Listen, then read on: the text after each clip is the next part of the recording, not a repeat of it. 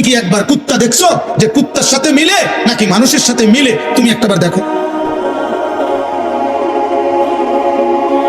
তুমি কি কোনো জানোয়ার দেখো নাই কোনোদিন যে জানোয়ার পেশাব করার পরে কি করে? তুমি কি কোনো মুমিন দেখো নাই মুমিন পেশাব করার পরে কি করে?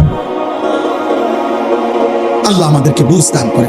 হযরত ইউনূস আলাইহিস সালাম তাফসীরে আছে, ইউনূস নবী আল্লাহকে বলছিল, আল্লাহ আমার জাতি বড় অবাধ্য, আমি আর বলতাম না, আপনি ধ্বংস করে দেন। তখন তাফসীর আছে ইউনূস আলাইহিস সালামকে আল্লাহ বলছিলেন, ওই যে এখানে একটা লোক মাটি দিয়া মাটির পাত্র বানাইছে অনেকগুলো, তুমি একটু তার কাছে যাও তো।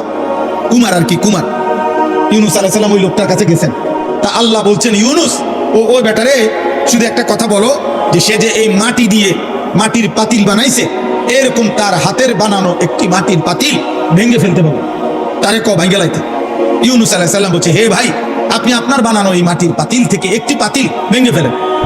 তখন ওই কুমার সে বলছে, এই মিয়া, আমার নিজের হাতের বানানো মাটির পাতিল আমি ভাঙবো কেন? বোকা নাকি আমি? কেন ভাঙবো? এত যত্ন করে আমি বানাইছি। আল্লাহর কসম, ইউনূস আলাইহিস সালামকে আল্লাহ তাআলা তখন ডাক দিয়ে বললেন, ইউনূস, মাটির পাতিল যে বানায়, এমন এক মানুষ যদি এক সাধারণ মাটির পাতিল নিজের হাতে বানানো ভাঙতে না চায়, আমি যারে মায়ের পেটে 9 মাস রেখে নিজের হাতে সাজাইছিলাম, আমার দেওয়া চোখ নাক কান দিয়ে আমি বানাইছি যারে, আমার সেই বান্দাকে আমি কেমনে জাহান্নাম দিই? আমি ধ্বংস করে দেবো কেন?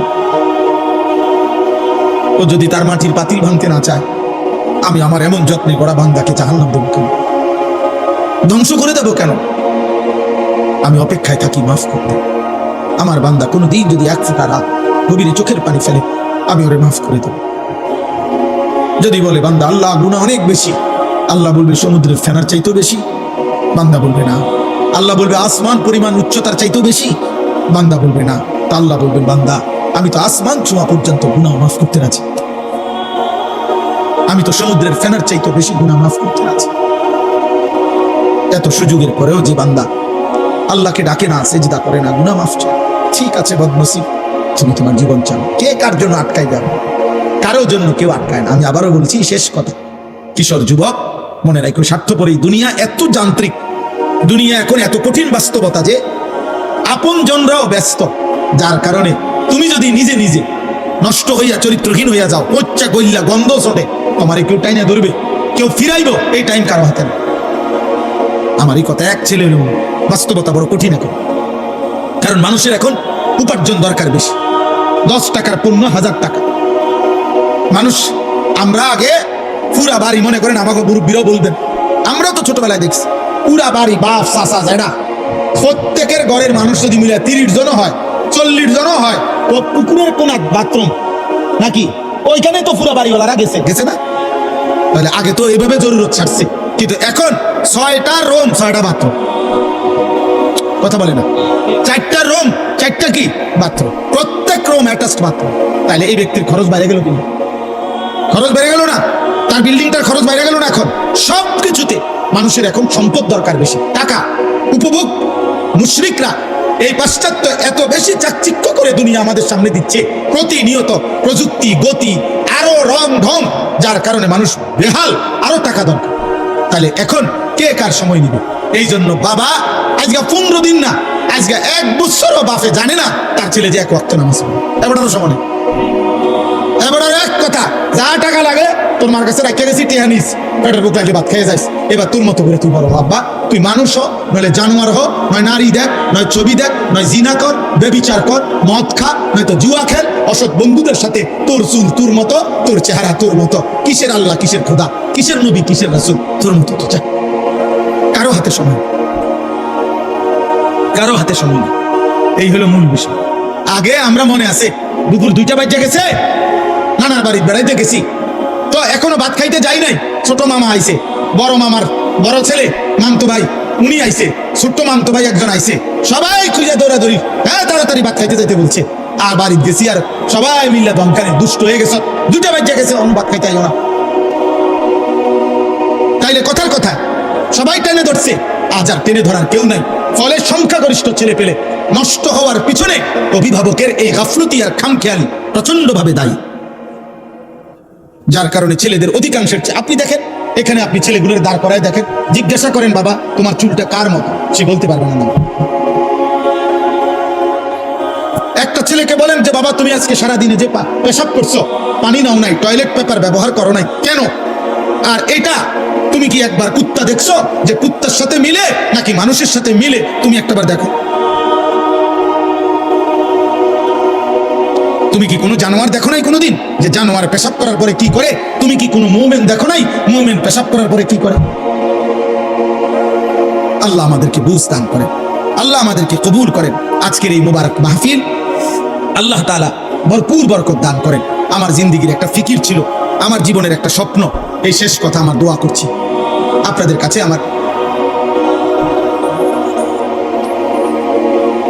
আমাদের প্রত্যেকে আমার একটা জিন্দেগির ইচ্ছা আকাঙ্ক্ষা, আমরা প্রত্যেকেই যেন আলহামদুলিল্লাহ এই কিশোর নওজোয়ান মুসলমানের সন্তান এরা যেন আল্লাহমুখী হয়, আখিরাতমুখী হয়। আপনাদের রাত গভীরে অভিভাবকদেরকে আমি বললাম, আপনারা যারা আসছেন কষ্ট করে, ছেলেরা যারা আয়োজন করেছেন, আল্লাহ আপনাদের সবাইকে ভালো রাখেন, কবুল করেন। বলেন আমিন, বলেন আমিন।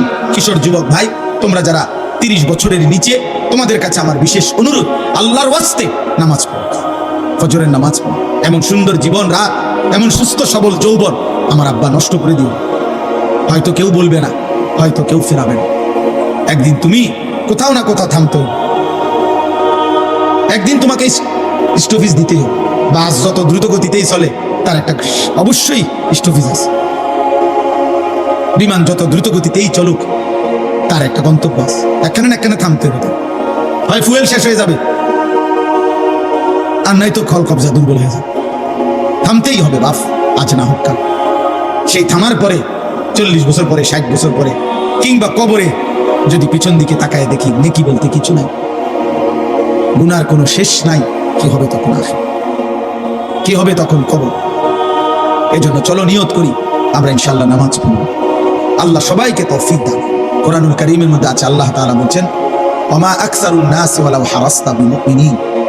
সূরা ইউসুফের মধ্যে আছে, নবী সাল্লাল্লাহু আলাইহি সাল্লামকে আল্লাহ বলছেন আপনি যতই চেষ্টা করেন, যতই আবদার করেন, আপনি যত আকাঙ্ক্ষাই করেন, অধিকাংশ লোক ইমানদার হবে না। আল্লাহ বলছেন অধিকাংশ লোক ইমানদার হবে না। আল্লাহর ফয়সালা এটা।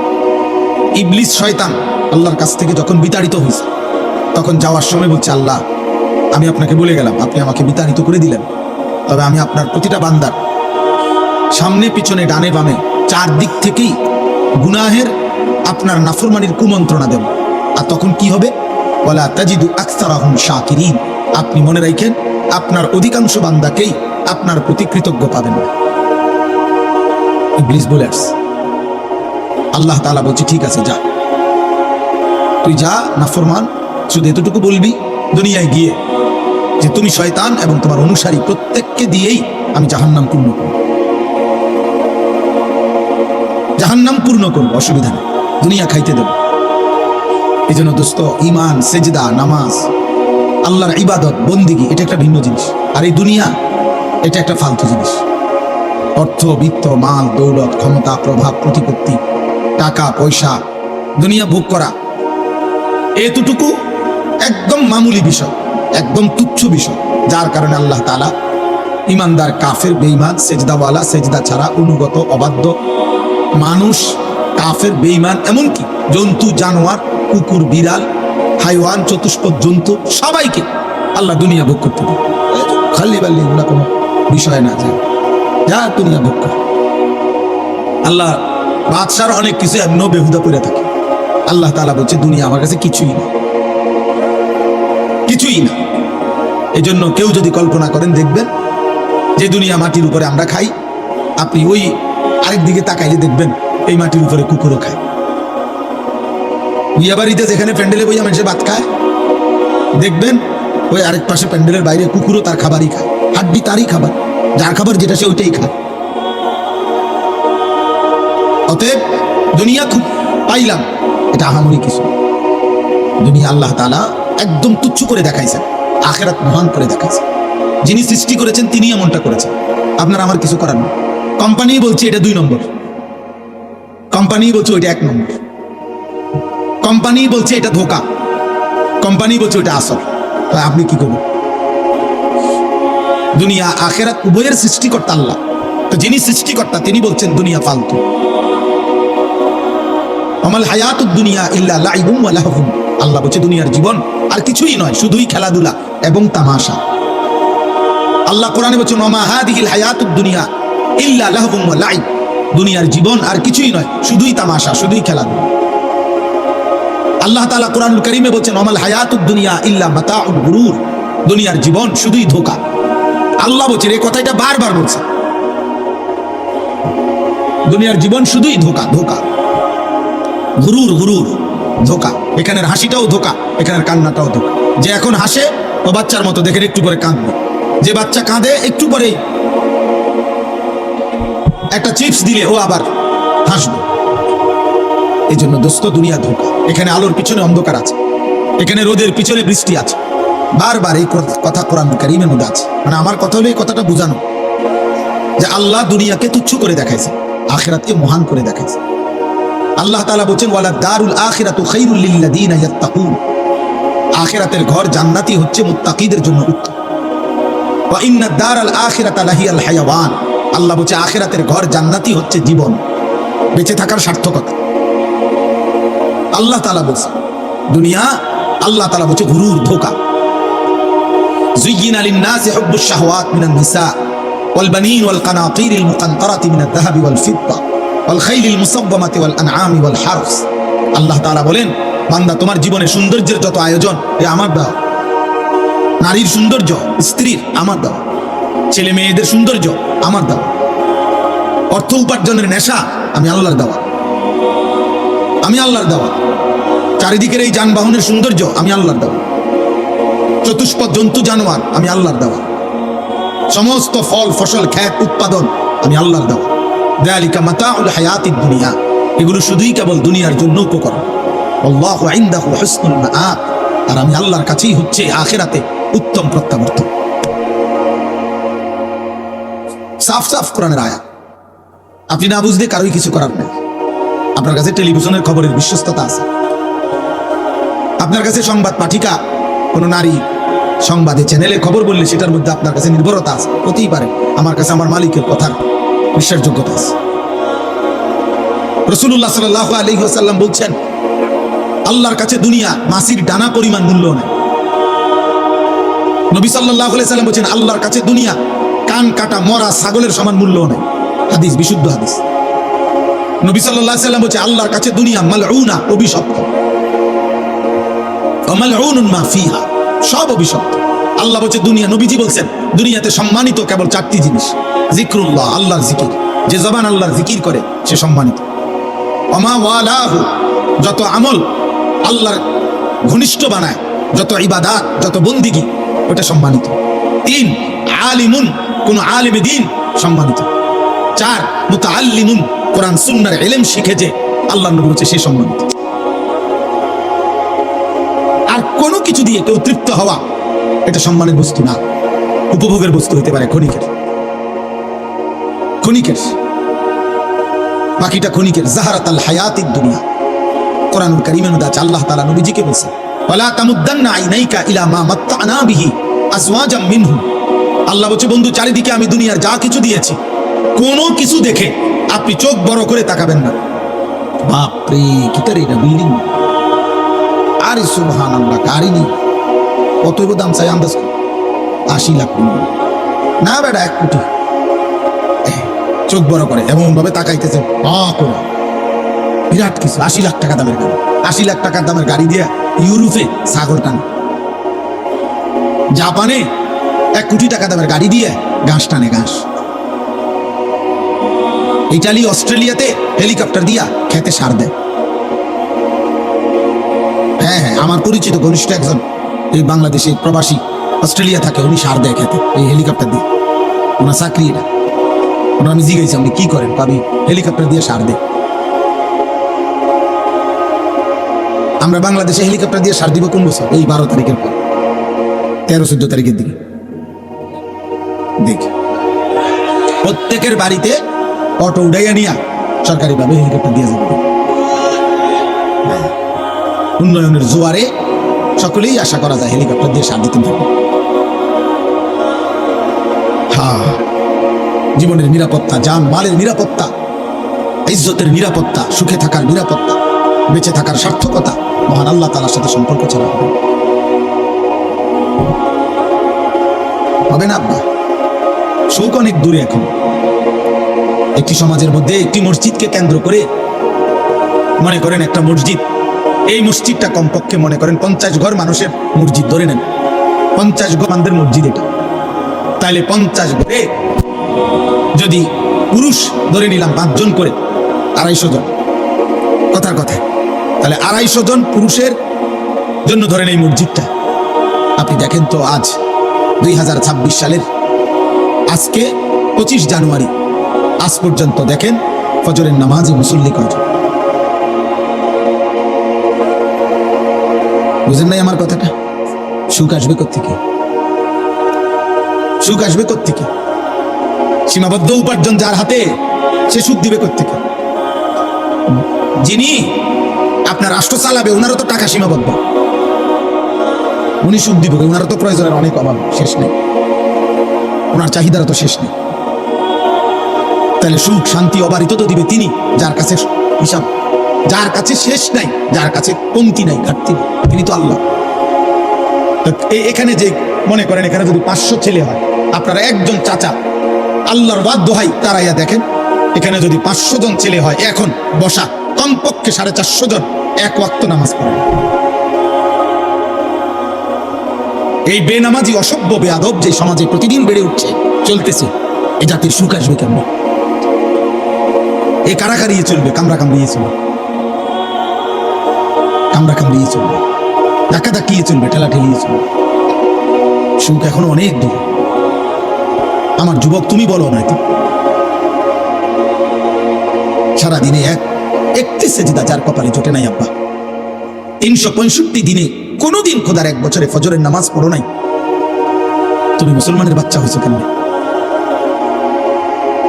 তুমি মায়ের পবিত্র দুধ, যে মা 2 বছর দুধ পান করাইছে, তার কি বদলা দিবে?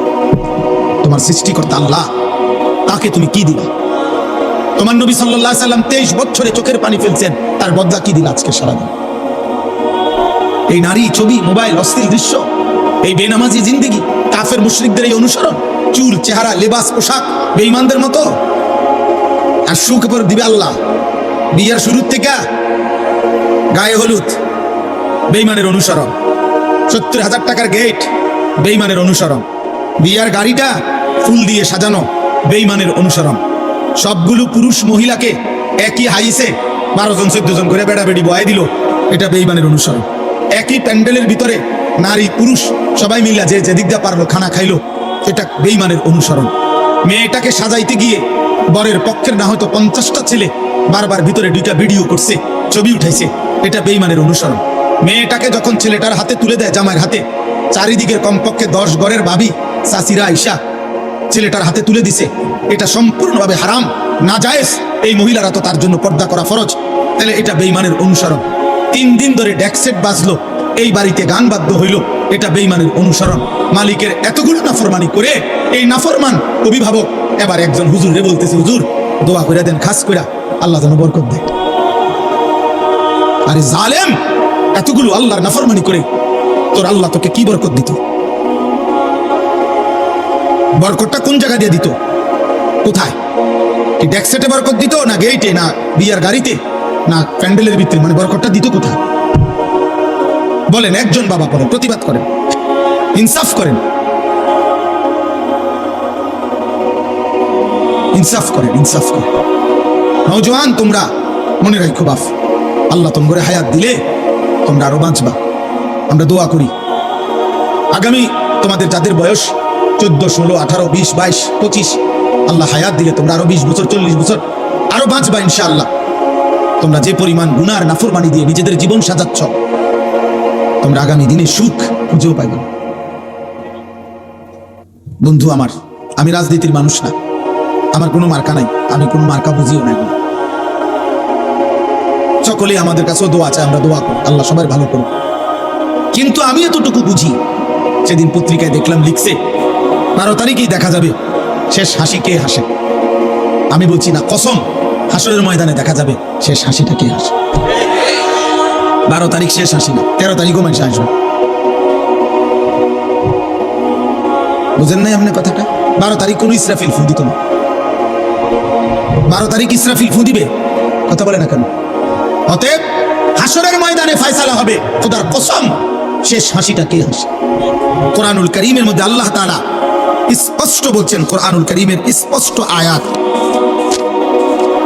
আমি শুনাই ভাইয়া। এই যে দেখেন, ফালিয়াউমাল্লাযীনা আমানু মিনাল কুফফারি ইয়াদহাকুন।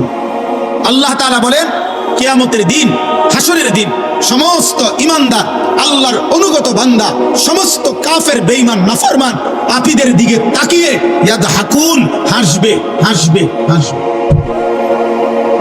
এই শেষ হাসি, এটা মুমিনের হাসি, ঈমানদারের হাসি, সিজদাওয়ালার হাসি। আল্লাহর একটা একটা হুকুম মানছে যে, নাফরমানির একটা একটা জীবন থেকে বেঁচেছে যে, এটাই কথা মনে রাখবেন।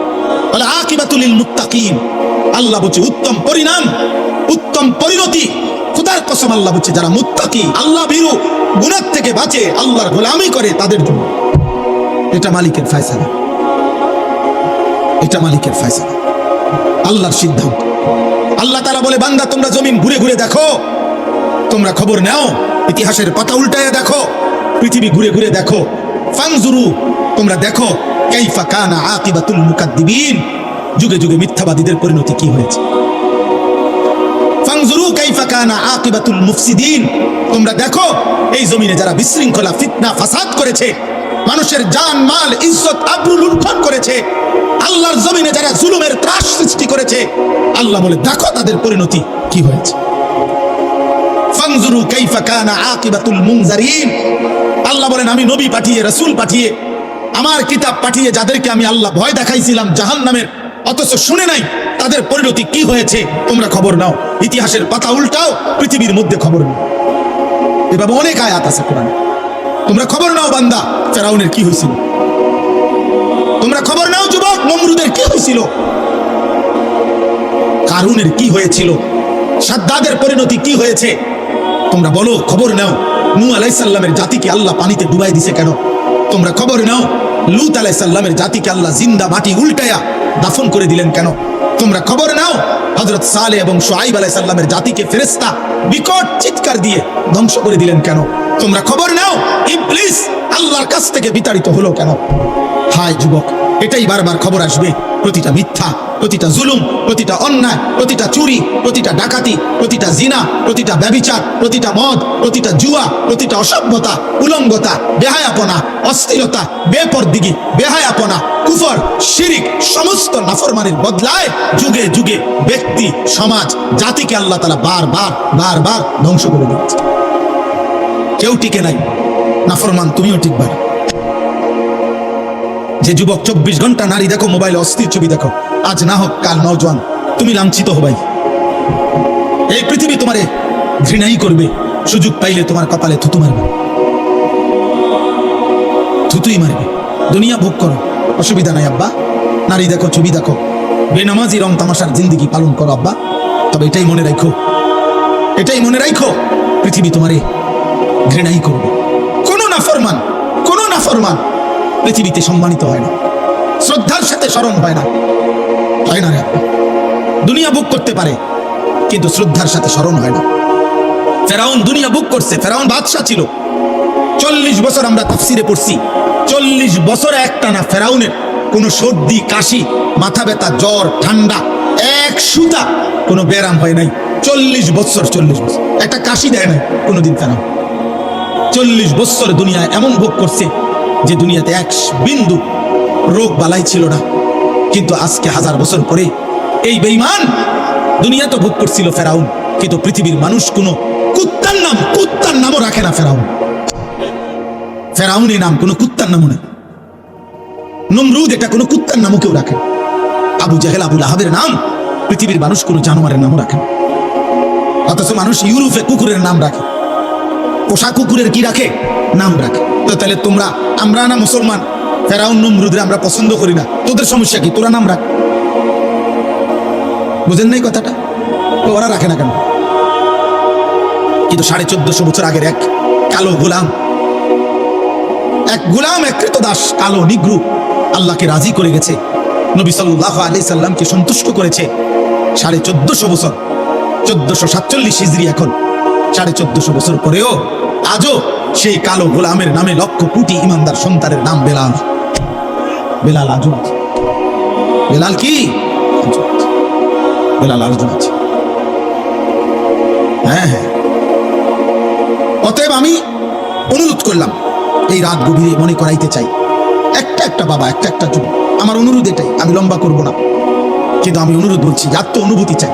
এই পৃথিবী, এই সমাজ, এই নওজোয়ান বাপ, তোমার আমার মৃত্যুতেও পৃথিবী থাকবে। যেদিন তোমার মৃত্যু হবে সেদিনও সূর্য উঠবে, চাঁদ উঠবে। এই রং তামাশার পৃথিবীতে অনেকে নাচবে, গাইবে, ফুর্তি করবে, ভোগ বিলাসিতায় পড়ে থাকবে, কিন্তু খোদার কসম, মাটির উপরে এই দুনিয়া একদিন তোমারে ধাক্কা দিয়ে কবরে ফেলাই দিবে। সেদিন আর কাউরে পাশে পাইতে, সেদিন আর কাউকে পাশে পাবে না, আর কাউকে, আর কাউকে। আল্লাহ তাআলা, নবী সাল্লাল্লাহু আলাইহি সাল্লাম বলছে, আমার উম্মত শুনো, আমি নিজে হাদিসে পড়ছি বাবা, নবীজি বলছে, প্রত্যেকটা পাপী নাফরমান তাকে যখন লাশের খাটিয়ায়, লাশের খাটের মধ্যেও চড়ানো হয়, তখন কান্দে নিলে, কবরস্থানের দিকে রওনা দিলে, প্রত্যেকটা পাপী নাফরমান তওবা না করে যার মৃত্যু হয়েছে, কবিরা গুনার মধ্যে লিপ্ত ছিল, পাপে, কুফরে, শিরিকে, নাফরমানিতে, মদে, জুয়ায়, চুরি, ডাকাতিতে, হারাম উপার্জনে, বেহায়া, বেপরদিগী নারী, আল্লাহ রাসূল সাল্লাল্লাহু আলাইহি ওয়াসাল্লাম বলে, যখন কবরস্থানের দিকে তাকে রওনা দেয়, সে এমন বিকট চিৎকার করে, চিল্লায়, আর বলে, ইয়া ওয়াইলাহা ইলা আইনা তুকাদ্দিমুন, এই আমার স্বজনরা, আফসোস, তোমরা আমারে কই নিয়ে যাচ্ছ, কেন নিয়ে যাচ্ছ? আল্লাহর নবী সাল্লাল্লাহু আলাইহি ওয়াসাল্লাম বলেন, হে আমার উম্মত, আল্লাহর সমস্ত সৃষ্টি একমাত্র ইল্লা সাকালাইন, মানুষ এবং জিন ব্যতীত আল্লাহর বাকি সৃষ্টি এই বেঈমান, এই নাফরমান পাপীর চিৎকার শুনতে পায়। আল্লাহর নবী বলেন, যদি কোনো মানুষ, পৃথিবীর সমস্ত মানুষ যদি একসাথে এক মাঠে দাঁড়ানো অবস্থায় ওই নাফরমান শুধু কবরের দিকে যাওয়ার সময় যে চিৎকার দেয়, আল্লাহর কসম, নবী বলছে, যদি ওই চিৎকার শুধু পৃথিবীর সব মানুষ একবার শুনতো, তো সমস্ত মানুষ চিৎকার দিয়া বেহুশ হইয়া পড়ে থাকতো, আর এরপরে কোনোদিন কোনো মানুষ কারো লাশ কাঁধে নিত না। তুমি খামখেয়ালি মনে করছো, তোমরা অনেক ছেলে বাবা, অনেক বেশি খামখেয়ালি। এত কম বয়সে মুসলমানের বাচ্চা এত দুষ্ট হয় না। 14-16 বছরে, 18 বছরে এক একজনে চেহারা দেখলেই বোঝা যায়। এই পরিমাণ নারী দেখে ফেলছো, এই পরিমাণ উলঙ্গ ছবি দেখে ফেলছো, এই পরিমাণ জিনা ব্যভিচারের, অসভ্যতার, নোংরামি মোবাইলে দেখে ফেলেছ, হতে পারে অচিরেই বিবাহিত জীবনে আর সুখ মিলবে না।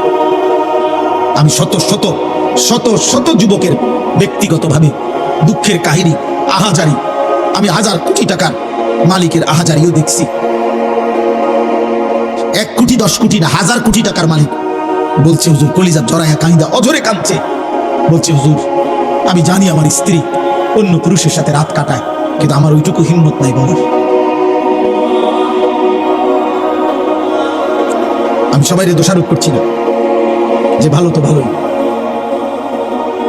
তোমরা মনে করতেছো আর কি, আহা, মোবাইলের ওই নর্তকী তোম করে সুখ দিতেছে না রে, আমরা শেষ করে দিচ্ছে।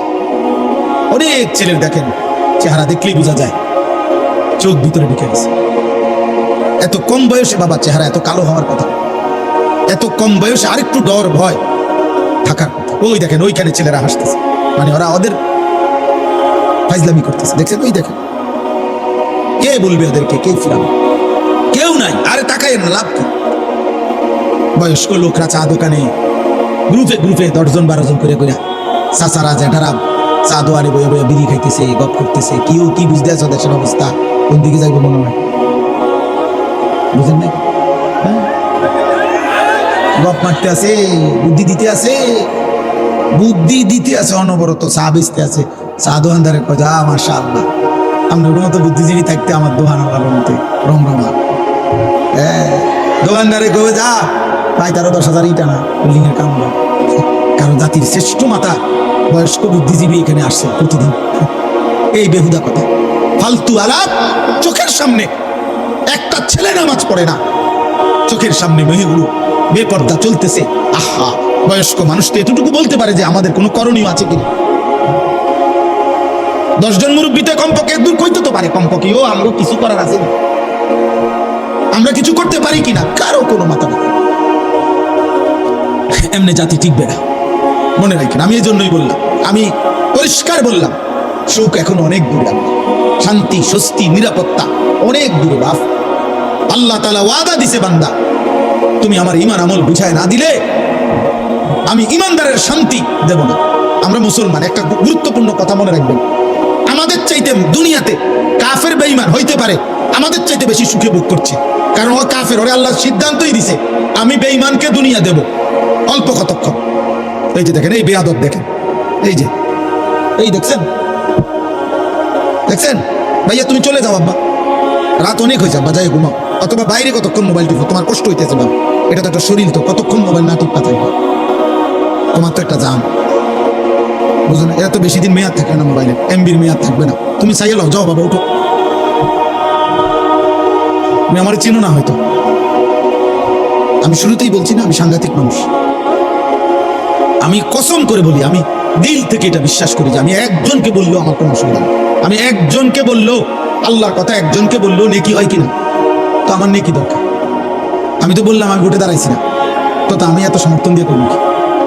আমার ব্যাপক জনসমর্থন দরকার নাই, তো আমি তো ইলেকশনের প্রার্থী না। আমি সেই আনিসুর রহমান যে 4 জন শ্রোতার সামনে 2.5 ঘন্টা 3 ঘন্টা বয়ান করছে, 4 জন 10 জন, কোনো অসুবিধা নেই, এটা তো বড় বিষয় না রে ভাই। কোনোভাবেই তোমরা, আমি এটাই বলতে চাই, কোনোভাবেই তোমাদের দিলে কাজ করছে না, বিবেকে কাজ করছে না। এত কম বয়সে এত সাহসী হওয়া আল্লাহর নাফরমানির উপর, মাত্র 16 বছর, অথচ 1 ওয়াক্ত নামাজ পড়ো না মুসলমান, অথচ পরিচয় দাঁড়ি, এত বড় গাদ্দার কেমনে হইলা? আমার রীতিমতো অবাক লাগে। মাত্র 18 বছরে সে সারা রাত সারাদিন মোবাইলে নারী ছবি দেখে, এত বড় হিম্মত! এই মানুষরূপী জানোয়ার, এত বড় জানোয়ার কেমনে হইল আমি এটা বুঝি। এত পশু তো, উলঙ্গ নারী যে দেখে, জিনা ব্যভিচারের দৃশ্য দেখে দে, হারাম ছবি দেখে, এত মানুষরূপী জানোয়ার। তার ভিতরে তো মূলত কোনো ইনসানিয়াত নাই। কারণ কোন মানুষ যদি নবীজি এই কথা বলছে সাহাবীকে, এক যুবক সাহাবীকে বলছে, হে যুবক, তুমি একবার ভাবো, আমি তোমাকে 5টা বিষয় জিজ্ঞাসা করি। যুবক জিনা করতে চাইছে, আল্লাহ নবী বলছে, তুমি কি চাও তোমার মায়ের সাথে এমনটা কেউ করুক? তোমার মেয়ের সাথে, তোমার বোনের সাথে, তোমার খালার সাথে, তোমার ফুফির সাথে? আল্লাহর কসম, সাহাবীর এই যুবক সাহাবী 5 বার চিৎকার দিয়া বলছে, লা লা ইয়া রাসূলুল্লাহ, আমি বাইচা থাকতে, রক্ত থাকতে আমি আমার মার সাথে কেউ ব্যভিচার করুক, বোনের সাথে, মেয়ের সাথে, আমার ফুফির সাথে, আমার খালার সাথে, আমি এটা চাই না, আমি চাই না। আল্লাহ নবী সাল্লাল্লাহু আলাইহি সাল্লাম বললেন, তাহলে তুমি যার সাথে অসভ্যতা করতে চাচ্ছ সে তো কারো মা, কারো বোন, কারো ফুফি, কারো খালা, কারো মেয়ে। তুমি একটা যুবক যদি মানুষের বাচ্চা হও, রক্তে যদি মানুষের রক্তে থাকে, তুমি বলো বাবা, মোবাইলে যে নারী দেখো, হ্যাঁ অশ্লীল ছবি দেখো, তোমার মাকে এমন কেউ দেখুক? কথা বলে না। তোমার মাকে বিবস্ত্র দেখুক কেউ? তোমার বোনকে কেউ উলঙ্গ দেখুক? তুমি মেনে নিবা? মানুষের রক্ত থাকলে মেনে নিবা তুমি এটা? তো তাহলে সে কি কারো মা না? সে কি কারো বোন না? তুমি যাকে দেখছো,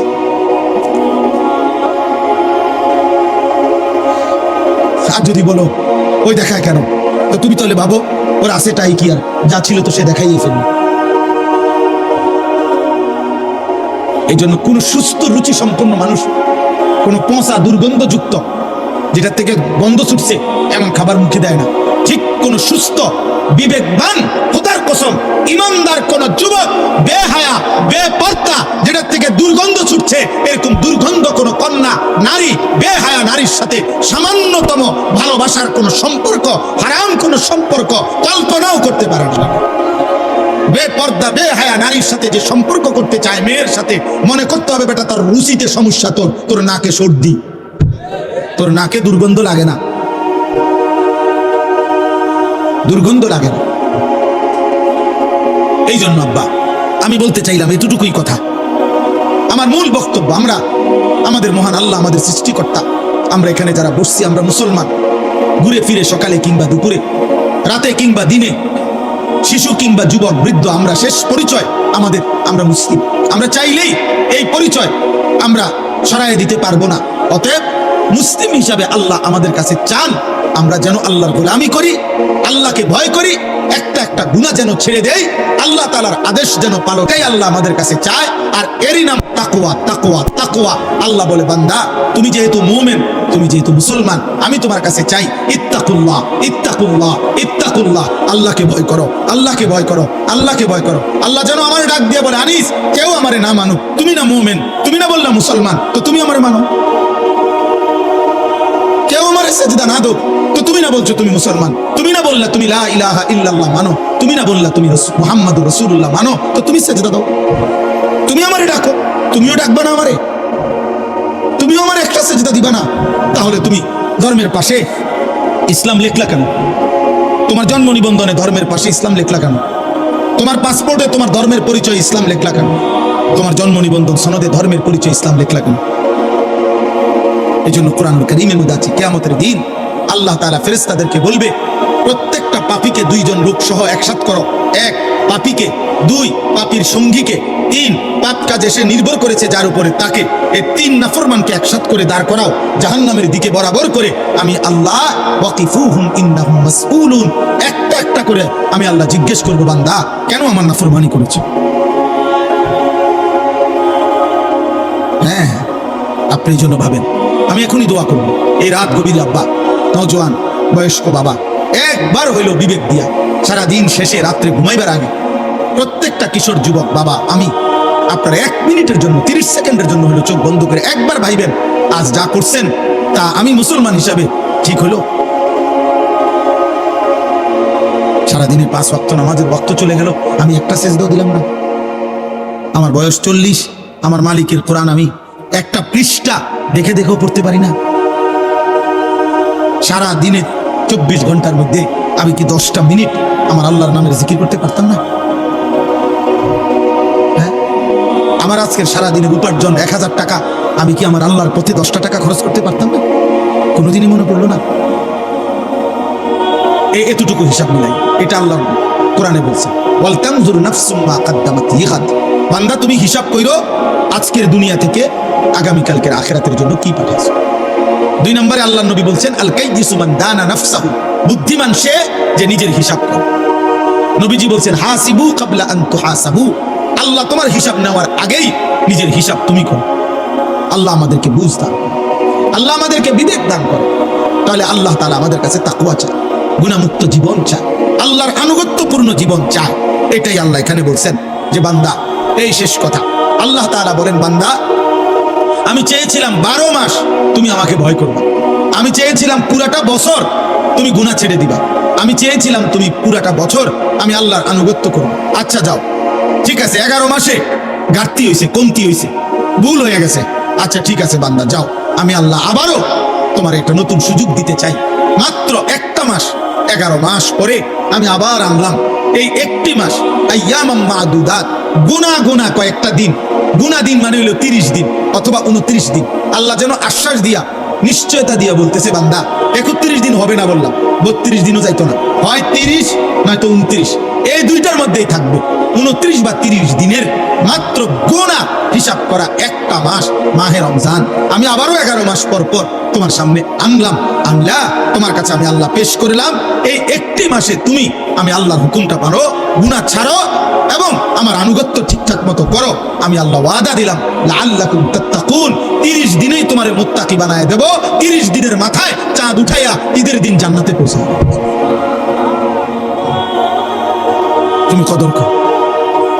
একটা কথা মনে রাখবেন, তাফসীরের মধ্যে আছে আল্লাহ তাআলা মূলত বান্দাকে মূলত মাফ করতে চায়, আল্লাহ তাআলা মূলত বান্দাকে জান্নাত দিতে চায়। এই জন্য আল্লাহ তাআলা বাহানা তালাশ করে কোনো না কোনো ভাবে আমার বান্দারে মাফ করে দেওয়া যায় কিনা, কোনো না কোনো ভাবে জান্নাত দেওয়া যায়। একটা মানুষ বুঝে আমি উনারে কথা তেরা ফেসাইতেছে, মনে করেন উনি আমার বলেন আমার ভিতরে ভিতরে যেন আমি উনার কথাটা শুনতাম না, এই জন্য কথা ঘুরাইতেছে। কথার কথা এমন হয় মানুষ বুঝে ভাই আমি বুঝছি আসল কথা হলে আপনি দিতেন না, এর লেগে হুদয় ঘুরাইতেন আছে। বুঝেন না কথাটা ইচ্ছা করে কি হে বুঝতে চাচ্ছেন। তো আল্লাহ তাআলার বিষয়টা এমন না যে আল্লাহ যেন চাচ্ছে যে না আমি তোরে মূলত জাহান্নাম দেব, না না, কসম আল্লাহ। আল্লাহ বলছে বান্দা আমি মূলত চাই জান্নাত দিতে, আমি মূলত চাই মাফ করে দিতে। হযরত ইউনূস আলাইহিস সালাম তাফসীরে আছে ইউনূস নবী আল্লাহকে বলছিল আল্লাহ আমার জাতি বড় অবাধ্য, আমি আর বলতাম না, আপনি ধ্বংস করে দেন। তখন তাফসীর আছে ইউনূস আলাইহিস সালামকে আল্লাহ বলছিলেন ও ওই যে এখানে একটা লোক মাটি দিয়া মাটির পাত্র বানাইছে অনেকগুলো, তুমি একটু তার কাছে যাও তো। কুমার আর কি, কুমার। ইউনুস আলাইহিস সালাম ওই লোকটার কাছে গেছেন। তা আল্লাহ বলছেন, ইউনুস ও বেটারে শুধু একটা কথা বলো, যে সে যে এই মাটি দিয়ে মাটির পাতিল বানাইছে, এরকম তার হাতের বানানো একটি মাটির পাতিল ভেঙে ফেলতে পারো, তারে কো ভেঙে লাইতে। ইউনুস আলাইহিস সালাম বলছে, হে ভাই, আপনি আপনার বানানো এই মাটির পাতিল থেকে একটি পাতিল ভেঙে ফেলেন। তখন ওই কুমার সে বলছে, এই মিয়া, আমার নিজের হাতের বানানো মাটির পাতিল আমি ভাঙবো কেন? বোকা নাকি আমি?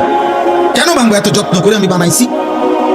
আল্লাহর কসম, ইউনুস আলাইহিস সালামকে আল্লাহ তাআলা তখন ডাক দিয়ে বললেন, ইউনুস, মাটির পাতিল যে বানায়, এমন এক মানুষ যদি এক সাধারণ মাটির পাতিল নিজের হাতে বানানো ভাঙতে না চায়, আমি যারে মায়ের পেটে 9 মাস রেখে নিজের হাতে সাজাইছিলাম, আমার দেওয়া চোখ নাক কান দিয়ে আমি বানাইছি যারে, আমার সেই বান্দাকে আমি কেমনে জাহান্নাম দিই? আমি ধ্বংস করে দেব কেন? ও যদি তার মাটির পাতিল ভাঙতে না চায়, আমি আমার এমন যত্নে করা বান্দাকে জাহান্নাম দেব কেন? ধ্বংস করে দেব কেন? আমি অপেক্ষায় থাকি মাফ করতে।